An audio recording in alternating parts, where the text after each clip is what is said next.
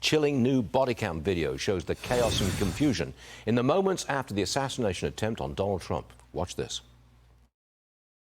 It is a remote control device. It is gray in color, about 5-6 inches tall, about 1.5 to 2 inches wide, powered by a 9-volt battery. Hey, whose backpack is that? Hey. He did. I'll show you the picture of the bike and the backpack he had. It was in the backpack on a bike. So this was his picture. There it is. UD. Where's that at? Shells over here. On both sides. Looks like what, at least 8? 1, 2, 3, 4, 5, 6, 7, 8. At least 8. All right. Congressman Darrell Issa, Republican, California, joins us now. Congressman, it's been nearly 2 weeks since the shooting. Why hasn't the FBI been able to reveal a motive yet?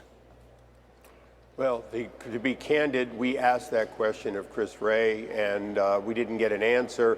I think what it's all about is they don't know whether this is a lone gunman or whether he was part of a group, whether he had a support group.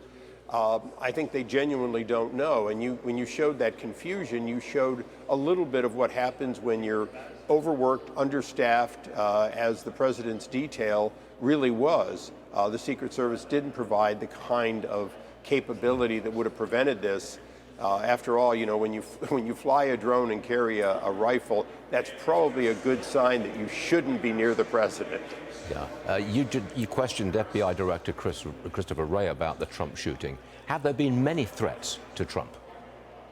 There have been many threats, and he admitted that there was certainly heightened risk.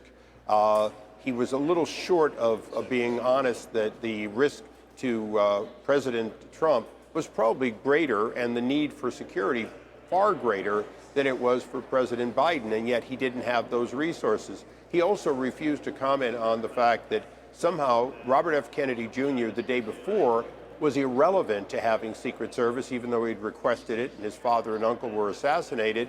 The day after, suddenly the threat justified it.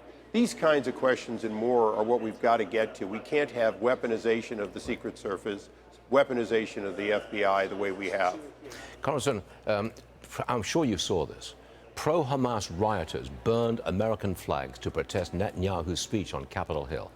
Listen to what Donald Trump said about those protesters. Roll it. I think you should get a 1-year jail sentence if you do anything to desecrate the American flag. We have to work in Congress to get a 1-year jail sentence when they're allowed to stomp on the flag and put lighter fluid on the flag and set it afire.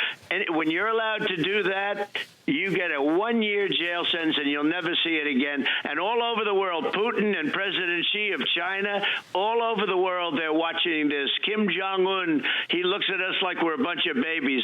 They see that wouldn't happen in their countries. This happened just 2 blocks from the Capitol. Should these people be sent to jail? People who tear down a flag and desecrate it, burn it, destroy it, have committed a crime that you can get 1 year for, and you should.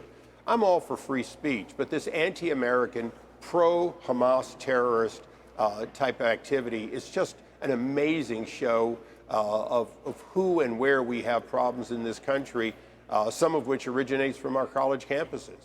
I would bet that the Democrats would move heaven and earth not to have this happen in Chicago at their convention, but it might, all right? Absolutely, and you'll notice that although some decried it, the fact is the president and the vice president were silent as to denouncing this activity. Indeed. Congressman Darrell Issa, thanks for joining us again this morning. Always appreciated. I'll see you again soon. Thank you, Stuart. Yes, thank you.